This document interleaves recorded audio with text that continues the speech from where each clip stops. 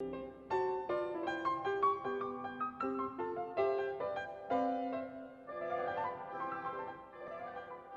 everyone, and welcome to Career Makers, a program of the TA Tech live series.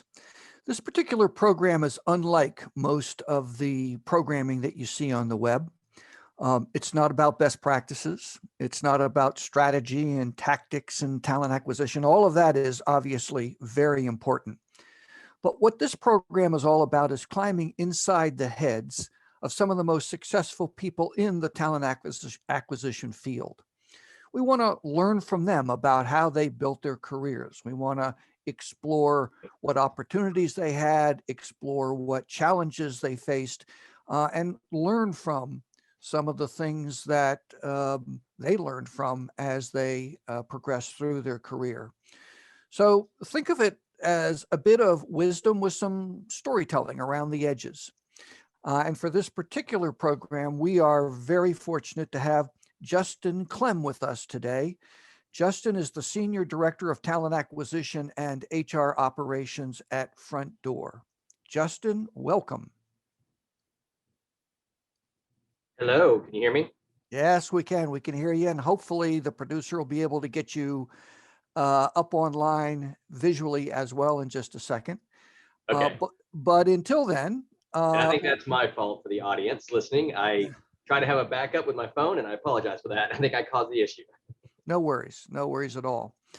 So that's a long title. You're juggling a lot of balls. Tell us a little bit about your role there at Front Door, and also a little bit about Front Door itself. Sure. So yeah, as you introduced me, I am the Senior Director of Talent Acquisition and HR Operations here. So what that means essentially, I believe I have one of the most important jobs here. At least that's what I tell myself every day, to overcome the monotony of what can exist in the recruiting world. But I own all of recruiting and talent acquisition and the strategy, the systems related to and process. And then I have employee data. The audits, the HRIS, how the systems talk, which in my field presents a very unique opportunity to make sure that our systems are keeping both the candidate experience in mind and the employee experience in mind, and making sure that transition from candidate to employee is seamless. And being able to look at that holistically and have your finger on the pulse of the entire strategy and the systems is a benefit, and it allows us to move with speed. So. Yeah, I think that's relatively unusual to have that kind of connectivity. Is it a role that you created, or did it exist prior to your arrival there at Front Door? No, they were two separate roles when I got here. In a past life, at one organization that I was a part of, TA rolled up into HR ops, excuse me, and it worked really well. I wouldn't say, the span of influence and control was the same as it is here, but there were a lot of efficiencies and economies of scale that we could leverage in that world. And so it's because of that experience that made us go down this path here and combine the roles into one. I would also say, probably part of the story, but very early on in my career, and I don't mean to jump 3 questions ahead here, Peter, if this is on your list, but very early on in my career, I really gravitated to the tech side of recruiting. And at one point, it was the sourcing and how creative and techy could we get with the sourcing piece. And especially when I was at Raytheon, we really pushed the envelope there. And then it went more to systems, data, and analytics. To the extent at one point in my career, I decided to get out of the recruiting management realm and go straight to being a system administrator of an ATS. But then I missed the people component and I didn't realize how important that was. So, I'd always endeavored to try to do both. And so I do have a rare competency mix in having the recruiting and the selling side, but then also having the data analytics. I don't know why, maybe I'm just crazy. My brain works that way. I really enjoy both worlds a lot. I think it's the systems is kind of, think of it like a riddle or a puzzle when you're building them and or creating connectors and scaling them. And then of course I enjoy the people component. I enjoy the relational, building relations with people and doing the close. So for me, I think it is unique. I don't know that it would work in every organization. It works for my competency and for this organization today. So I am lucky and blessed enough to be able to have this opportunity to lead from that type of seat. Well, that's a great story because it I think teases out a lesson, and that is that part of building a successful career is starting down a path and then realizing that perhaps you haven't got the vision quite right, and that you need to make an adjustment to get it more in line with what you're interested in, what you most enjoy doing. And in your case, you thought maybe it was on the technology side specifically and solely, and you realize that you missed that people part and brought it back into the middle, and in the process, created this special competency that I think kind of sets you apart. Yeah, I think so. It sets me apart. It makes me weird. I'm not sure which one. Whatever word works. Yeah, it is unique, and I think it's created a value prop for companies I work with or consult with, and that they do get a unique competency makeup when I'm on the team. Now I will say it doesn't come without its challenges. In the dimensions profile, I am an equally balanced between being a refiner, which is the analytical side, and the creator, which is more the relationship building side. And sometimes what that results in is when I'm driving home from work, when we were going in, now we're remote, but when I was driving from work, I would debate with myself in the car. I would come up with great ideas, right? The creator side of me, and then the other side of my brain would argue with myself and say why that wasn't going to work. So the outcome is always good, but if you're in the passenger for carpooling, I probably come across a little crazy. So, man, I'm glad I'm not in the car with you. That must be an interesting experience. Yes. So, well, that's great. So you've got this role. Let's just take a moment and talk about your employer. Tell us a little bit about Front Door. Sure. Front Door is a parent to a lot of different home warranty companies like American Home Shield, which is our largest, OneGuard, Landmark, and we have also recently in the last couple of years done some M&A with a company called Stream that we plan on integrating into our product set to really disrupt the industry and be more digital focused. Front Door is based in Memphis, but we are 100% remote today. We do have international operations in Pune, India, and in the UK. But we have millions of customers and transactions a year. We are one of the largest home warranty companies in the US today, and continuing to expand and grow and trying to take the hassle out of home ownership. So what kind of talent do you typically recruit? Good question. So I would say about 60% of our job openings and hires are customer-facing roles, which are critical to the operation. This is the part of the business when there is an issue, it's the first call, the first person to answer that call from the customer. From customer service to we call authorizers, purchasing roles will actually go purchase appliance to replace whatever appliance that they have.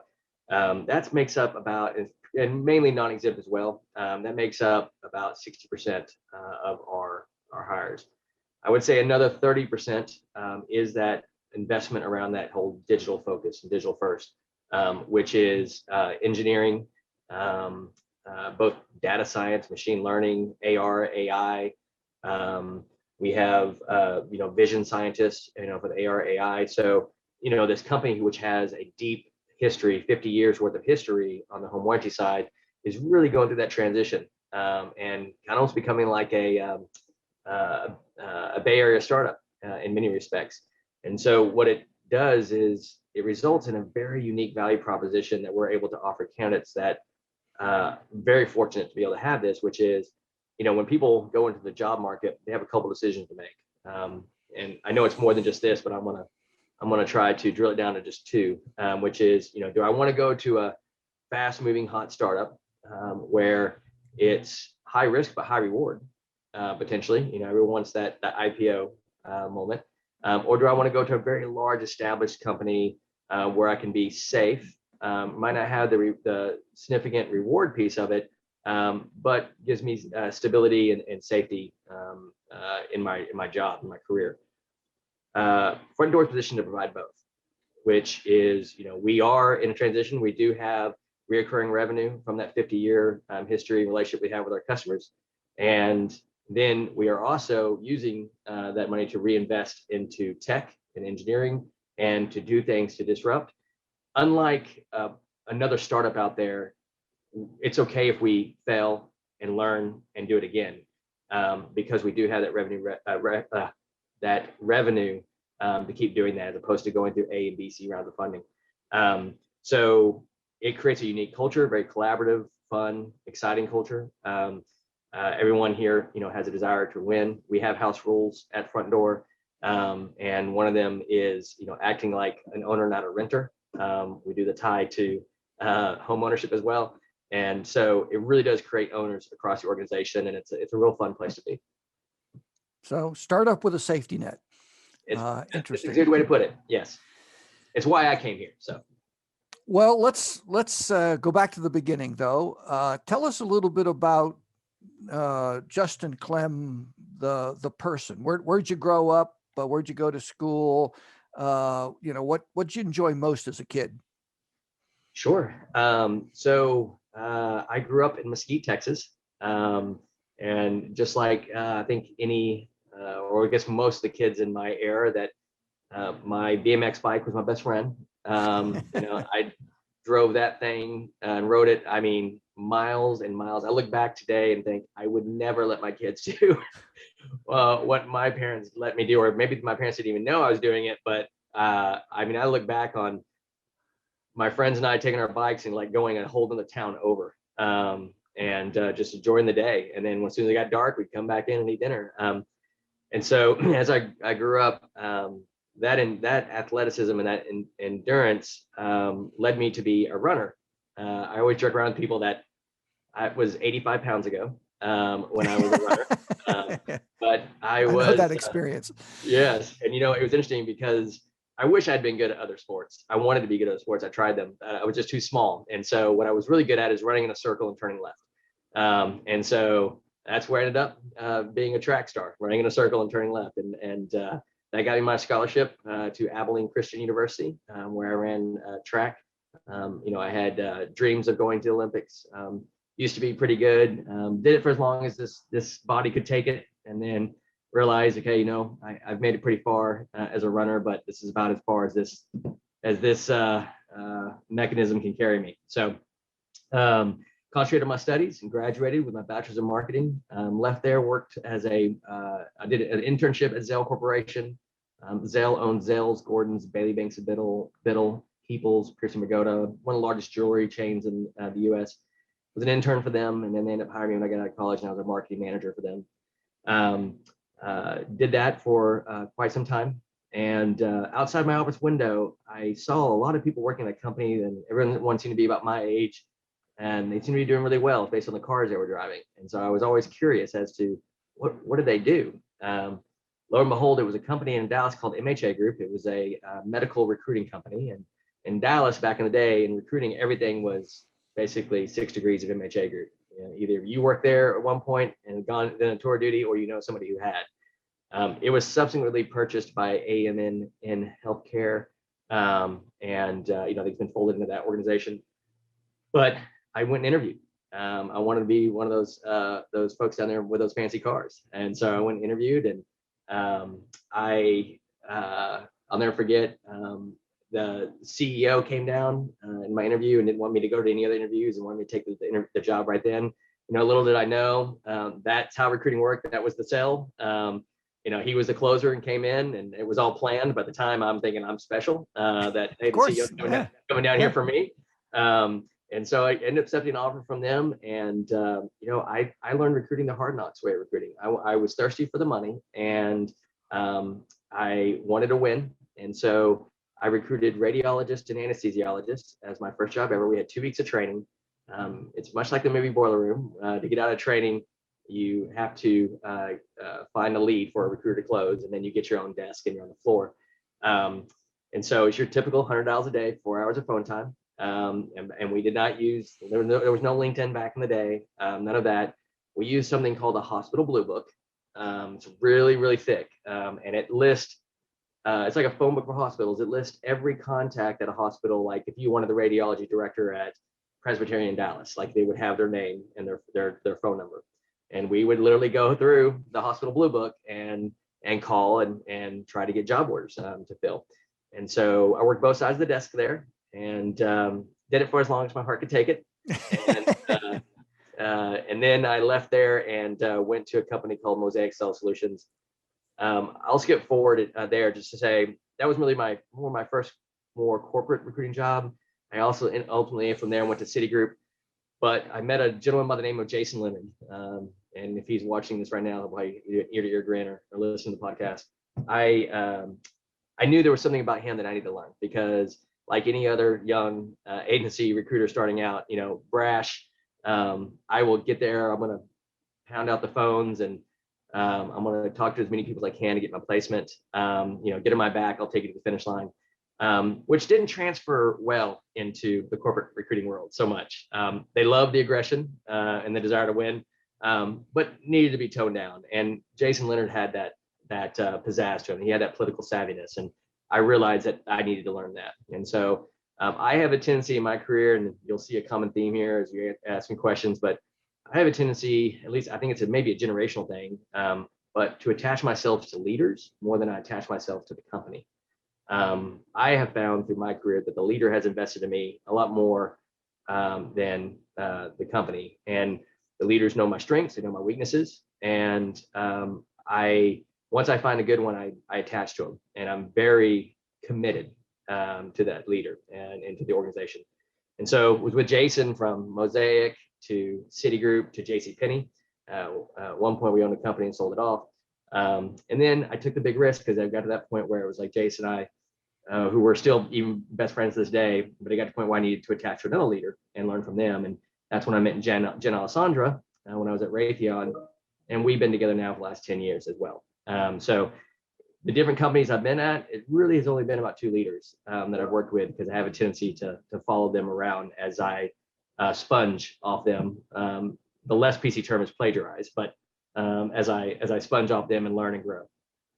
So you use the term, you look for good leaders. What in your mind set these 2 people apart? What made them a good leader? Yeah, I think the first thing is, how to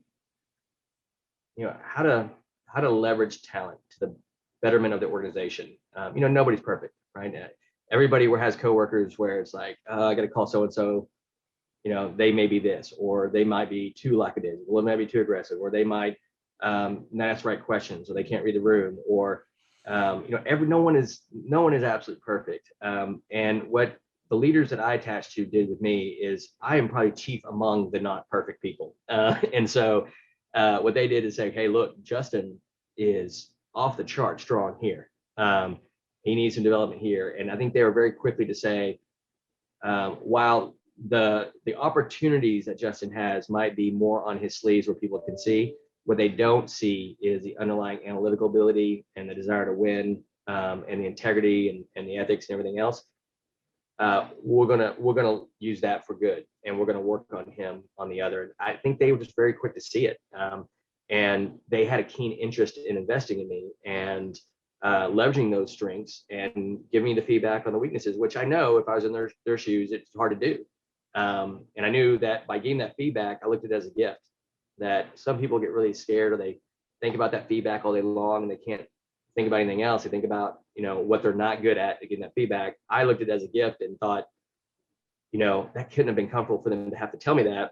So it must be meaningful, and let me take that to heart to see how I can actually move the needle in there. So I would say what really they were non-judgmental. They didn't judge me for those opportunities, and they embraced the strengths. And so that was, I guess, key for me attaching to them. Now, I don't mean to put you on the spot here, but have you modeled your own uh, role as a leader after those two folks? Have you played that same role with the people who report to you? Absolutely, 100%. I mean, I'm still not there even myself as a leader, but I think from both Jason and Jen Alessandra that I have an awesome foundation that they are due the credit of. I don't believe I've arrived, but the foundational items I absolutely employ. I would tell you that the team itself. I do look for opportunities to put everybody in their sweet spot, and then if somebody would like to move into a different role, it's just basically contracting effectively. Like I said, I try to be very transparent and candid. I try to tell you what you need to hear, not what you want to hear, and do it in a way that you're in a place where you can hear it. There's too many hears, I think, but so if you're saying, hey, Justin, I'd like to go support this other client group, or I'd like to do these things, like, great, what do we need to do together to get you there? So it's not just oh yeah, next month we'll talk about it. So we really try to stop down and take development and career trajectory very serious, and we'll come up with a plan together. And I ask you to hold me accountable to that plan. So there's some foundational items that I think are really good. Now, like I said, I still have, I haven't perfected it. There's some times where, I get very passionate. I guess some of my past team members would say, use the word intense, but try to use that intensity for good, right? Not for bad. Try to use that intensity to give them air cover. Try to use that intensity to make sure they're set up for success, and that they're not going to be let down. So that's how I'd respond to that one. Okay, fair enough. So we all, we all face challenges from time to time. You've actually mentioned a couple already, but if you had to pick one challenge that was really instrumental in your career so far, what was it, and how did you deal with it? Yeah, I'm not going to mention names in this one, but I'll tell you all. I will be very vulnerable and tell you a story for the betterment of any of your listeners. It was when I was at the time the world's the largest company in the world at the time. It was like around 2005. I think it was Citigroup. I was with the consumer lending businesses, reported Jason, and doing really good. Still working on removing the brashness and the sharp edges approach Justin Clem took, and trying to assimilate to more of a corporate friendly version of myself, and not the aggressive headhunter self. And I'll never forget. Hopefully, you guys resonate with the story. But the HR leadership, I was a manager, so I wasn't on the leadership team. I was just on a leader for Jason Leonard. But they were having an all-day meeting, and part of that was a talent review of all the HRs in the organization. And I'll never forget, I had an urgent need where I needed some direction from my boss, Jason. So I went up to where their meeting room was, kind of hover outside the door before I could catch them at a break. And so I was hovering there to get an answer on a question that was really critical. The door opens up, they go on break, and people start filing out. Well, Jason had turned the corner, my boss, and looked at me, and he had that look of run, like, don't be here. So I quickly turned to walk away, because what I didn't know is my name was just on the screen when they were talking around all of HR, and then they had gone around the room and got all the feedback. And so I'm just there to get a question answered. And so when he turned in the corner and he had that look on his face, I was like, uh-oh. And so I turned around to walk away. Well, the CHRO, I won't mention names, saw me and said, hey, Justin, we were just talking about you. You have a second? Why don't you come to my office? And I was like, it was funny because as I was going to office, I'm looking at my shoulder back at Jason going, what is going on? And he's kind of looking at me just saying, well, good luck. And so we get into her office, and I will paraphrase some of the conversation because it wouldn't be appropriate for listeners to go word for word. But, essentially what she told me was, I just left the room. We're doing the talent reviews. And the feedback on you is everybody would want you in the team. If we were all going to war, everybody would want you in their platoon. without question. Everyone knows that if there's a goal or a task that you are so self-driven, you don't even need to be to get it. However, you're breaking a lot of eggs to get there. And I'm paraphrasing the words she used. I'm going to tell you right now, I was sweating bullets. If I took my jacket off, underneath my shirt would have been soaked. And she proceeded to tell me, how my approach was perceived across the leadership team. But despite that approach, it was, again, very positive conversation in that, everyone's wanting to invest in me. And there was an award as, I forgot the name of the award, but only one person HR gets the year. They still voted on me to get it, but they wanted to make sure they knew why I was getting it and to not just celebrate and be done. And they wanted me to hear the feedback first, but then also be recognized for my efforts. And that point, and I know I'm talking a lot, and I apologize, but No, that point was a very a massive reflection point for me. It confirmed my assumption of being attached to leaders like Jason at the time to say, okay, I recognized that I needed to absorb this part from him. This now confirms it. It also confirms that I'm not there yet, and I'm still in the beginning of my journey because I'm still getting this feedback. But it was that moment of, wow, if I can get over myself, I am an absolute asset to an organization. And it was that conversation. It took that CHRO in the bold way that she did to really get through to me. And I immediately was like, aye, yes, ma'am. Starting tomorrow, you're going to see a different Justin. And my career took off from there. That's a great story. I think it's particularly hard to do what you did, though, and that is to hear both the good and the bad. I think some people will hear only the bad, and they'll come out of that kind of a conversation depressed because their flat sides were identified. Others will hear only the good, and they'll think, well, the world is perfect. I don't need to change. It's tough to hear both and to draw some strength from both. It is, and look, I think you have to be in a place to hear it. I think if you try to have a conversation with me when I was 21, I don't think I would have been as receptive to it. I think with experience and wisdom comes maturity, and luckily for me, the stars and moon aligned, and it happened to be in a place where I was ready to grow up. And at that point, I really realized what I wanted to be when I grew up. Now, it took me until I was about, I guess at that age, I was about 25, 26 to figure out, okay, this is definitely what I want to be when I grow up. But luckily for me, and I mean luck, because I don't think it was intelligence. It just so happened to be the perfect opportunity for her to take the time to give me that feedback in the way that she did, in a way that I could hear it. Yeah, that's great. Her initials are MG, so if she's ever watches this, you know who you are. So, well, our time together has flown past here, but I want to ask one final question. I always ask this question because I think it really provides some insight and some wisdom to the people who listen to the show, and that is, given what you know today, what advice would you give your 21-year-old self as you were about to launch off on your career? What one thing could you tell yourself that you think would be most valuable? I would confirm what I figured out just after 21, which is do the things that nobody else wants to do, because you will create a niche and be an asset to the organization. Don't run away with the herd. Gravitate to the tasks that aren't exciting and that most people don't gravitate to.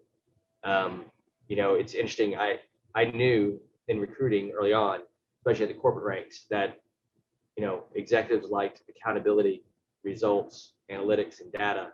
They didn't want a recruiter to go into a room and explain all excuses why I didn't hit the number, and forget what the number even was the previous week. And so I realized early on that they like this message. They like it in this way. They like it delivered this way.